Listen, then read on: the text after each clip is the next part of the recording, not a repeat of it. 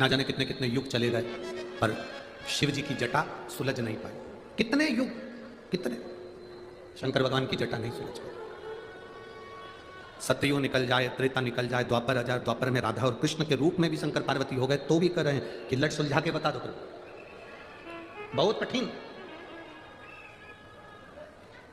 हजारों वर्ष माता पार्वती जी को शंकर जी की लट को सुलझाने में लग गए, हजारों वर्ष। संत, साधु, गुरुजन, तपस्वी, साधक, उपासक सब हाथ जोड़ जोड़ के निवेदन करते रहे माता पार्वती जी से कि ये महादेव के मस्तक की जो लट है ये सुलझ नहीं सकती। पर पार्वती तो जिद पर अड़ी हुई थी, मुझे तो लट सुलझाना। कभी कभी कोई कोई बात ऐसी होती है जो पति अपनी पत्नी को नहीं बताता, पर पत्नी भी कभी कभी जिद पकड़ कर बैठती है कि मुझे वो बात जरूर बताओ जो तुम्हारी मम्मी ने तुमसे कही। तुम्हें बताना पड़े, तुम्हें कहना पड़े।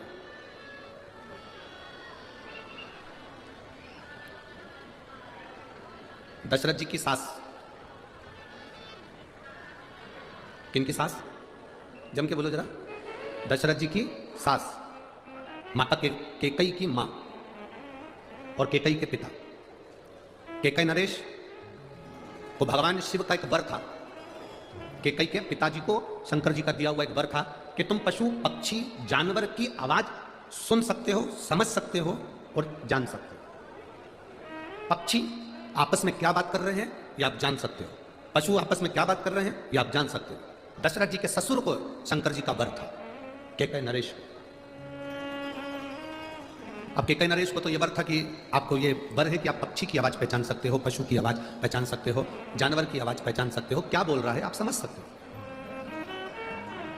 पर केकई नरेश, तुम्हें हमने वर दिया है कि तुम पक्षी की आवाज पहचान जाओगे, पर तुम याद रखना जिस दिन तुमने पक्षी क्या बात कर रहे हैं, पशु क्या बात कर रहे हैं, जानवर क्या बात कर रहे हैं, इस बात को किसी दूसरे को बता दिया तो उसी क्षण तुम्हारे प्राण छूट जाएंगे, उसी क्षण तुम्हें मरना पड़ेगा, उसी क्षण तुम्हारे प्राण चले जाएंगे। केकई नरेश ने कहा ठीक है भोलेनाथ, आप मुझे वर दे दो, मैं पशु पक्षी की आवाज पहचान जाऊंगा। वर दिया, तथास्तु।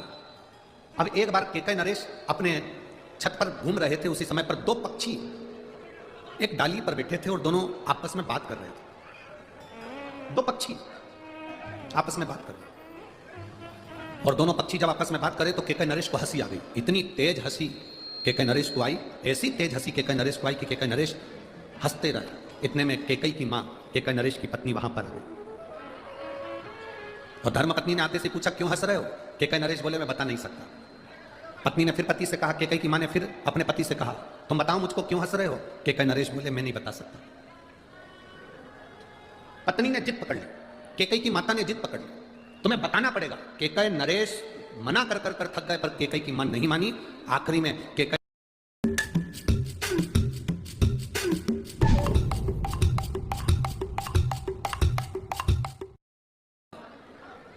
भले मर जाओ पर मुझे बताओ, इतना जिद। केकई नरेश की धर्मपत्नी माता केकई की मां ने ऐसी जिद पकड़ ली, आखिरी में केकई नरेश ने बताया कि ये दो पक्षी जो आपस में बात कर रहे हैं ये बात ऐसी कर रहे हैं कि आज एक बोला कि मैं दिन भर से उड़ा और उड़ने के बाद मैं एक शिवालय पर जाकर बैठ गया, और दूसरा बोलता है कि मैं दिन भर से उड़ा और एक सूखे पेड़ पर जाकर बैठ गया। दोनों की बात विवाद हो रहे थे, उस बात विवाद को मैं सुनकर हंस दिया। इतना कहते से केकई के पिता के प्राण छूट गए।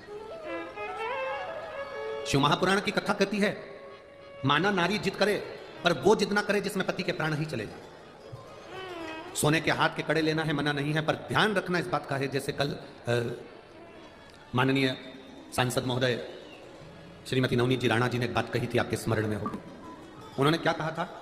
पति महल में भी रह रहा है तो स्त्री उसके साथ में उसकी पत्नी है, पति झोपड़े में भी रह रहा है तो उसकी धर्म पत्नी उसके साथ में है, पति एसी में रह रहा है तो धर्म पत्नी उसका साथ है, और पति अगर पंखे में भी रह रहा है, फैन में भी रह रहा है तो धर्म पत्नी उसके साथ है।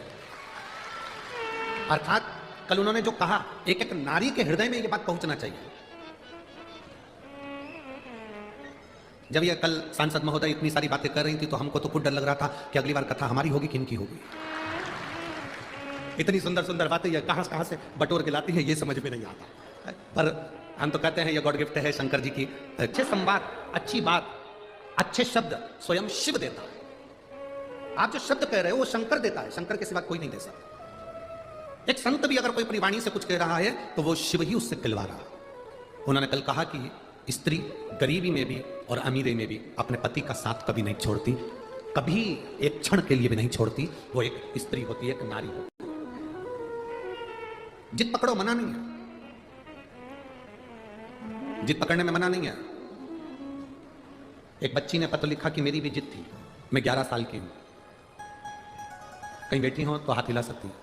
पलक जोशी, मैं 11 साल की हूं, आप मेरा पत्र जरूर पढ़ना, कसम है शंकर जी। गुरुदेव, सबने सब कुछ किया। मेरी मम्मी को लोग हमेशा कहते थे कि तेरे घर में लड़की पैदा हुई है, लड़का नहीं। डॉक्टरों के हिसाब से मेरी मम्मी को दूसरी संतान का योग नहीं था, दूसरी बार वो मां नहीं बन सकती थी, कुछ उनको ऐसी तकलीफ थी। एक दिन मैंने मेरी मम्मी से पूछा, मां कौन डॉक्टर कहता है कि मेरा भैया नहीं आएगा, मेरा भाई नहीं आएगा? मां ने कहा कि एक डॉक्टर ने कहा एक हॉस्पिटल में।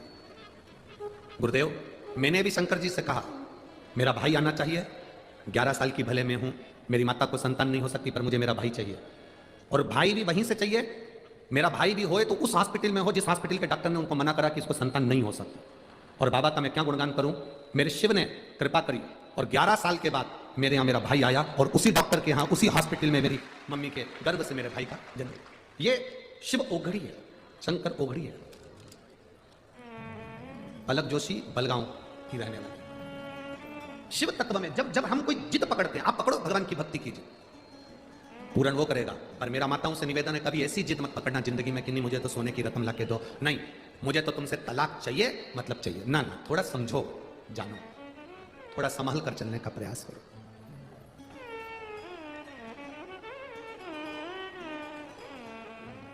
थोड़ा संभल कर चलने का प्रयास करो। कल एक पत्र था, कल 2 एक पत्र बड़े सुंदर सुंदर आए थे। अब हमारे को टाइम इतना है नहीं कि हम पत्रों को निकाल सके। और एक पत्र बड़ा कल आया था कि एक लड़के ने पत्र लिखा था कि मुझे सोरेसिस की बीमारी हो गई थी। अगर वो लड़का यहाँ बैठा हो तो हाथ हिला सकता है। कहीं चांदूर बाजार का वो लड़का है, चांदूर बाजार यहाँ से पास में होना चाहिए शायद, तो चांदूर बाजार का वो लड़का है, उसका नाम तो हमारे स्मरण में नहीं। उसने लिखा कि मेरे शरीर पर सोरेसिस की बीमारी हो गई थी, मेरे शरीर की पूरी फुकड़ियाँ निकलती थी, पूरी खाल निकलती थी शरीर की। मेरी शादी हो गई, उसके बाद यह बीमारी हुई, और बीमारी होने के बाद में यह योग बन गया कि मेरे साथ में मेरी अर्धांगिनी भी मेरे साथ रहना नहीं चाहती थी। 2 एक पत्र बड़े सुंदर आए कल। 2 पत्रों में एक पत्र तो ये चांदूर बाजार के लड़के का था, और एक पत्र एक महिला ने लिखा था माननीय सांसद जी और विधायक जी के लिए। पत्र वो भी बड़ा सुंदर था।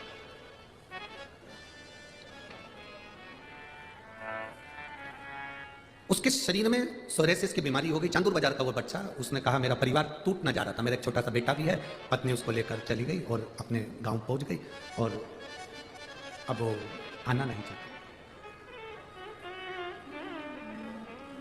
उसने पत्र में लिखा, गुरुजी 4 साल से मुझे जो बीमारी थी, मैंने भी शंकर के चरणारविंद का स्मरण करा, शिव जी को बेलपत्र चढ़ाना प्रारंभ करा और जल पीना प्रारंभ करा।